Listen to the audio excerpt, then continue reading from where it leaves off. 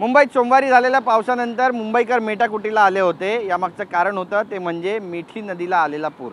मी सध्या मुंबईच्या मिठी नदी परिसरामध्ये आहे आणि या ठिकाणची सगळी दृश्य आपण पाहू शकता की जलपर्णीचं साम्राज्य मिठी नदीच्या पात्रामध्ये आणि जिथून मिठी नदी सुरू होते त्या संपूर्ण परिसरामध्ये पसरल्याचे चित्र स्पष्टपणे पाहायला मिळते। मी सध्या मुंबईच्या कुर्ला CST भागामध्ये आहे।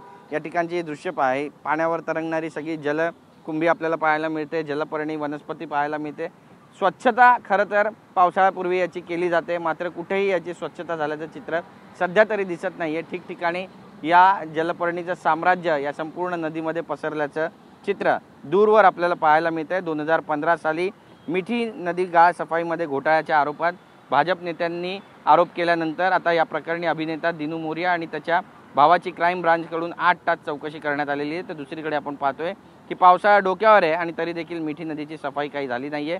बिहार आणि पवईपासून सुरू होणारी मिठी नदी मुंबईतील 18 किलोमीटर इतकी लांब नदी आहे, जी थेट माहीमच्या क्रीकला भेटून अरबी समुद्राला जाऊन मिळते आणि गेल्या 20 वर्षापासून या नदीला साफ करण्याचा प्रयत्न जो आहे तो मनपा करण्याचा दावा करते। पण अवस्था काय आहे हे काही वेगळं सांगण्याची गरज नाही आहे। दृश्य बोलकी आहेत। मनपात सुरू असलेल्या भ्रष्टाचाराचा थेट फटका मिठी नदीला बसतोय का आणि याबाबत मनपाचं उदासीन धोरण कारणीभूत ठरतंय का, असा सवाल पुन्हा एकदा निर्माण झालेला आहे।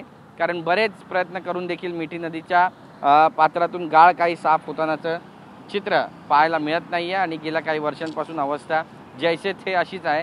त्यामुळे मिठी नदी कधीपर्यंत सुरू होणार आणि जास्त पाऊस झाला की ही जर तुडुंब भरली तर मुंबईसुद्धा पुन्हा भरणार का आणि पुन्हा एकदा मुंबईकरांना याच पाण्यातून वाट काढावी लागणार का, असा सवाल विचारला जातोय। कॅमेरा पर्सन सिद्धेश नाईकसह गिरीश गायकवाड, TV9 मराठी, मुंबई।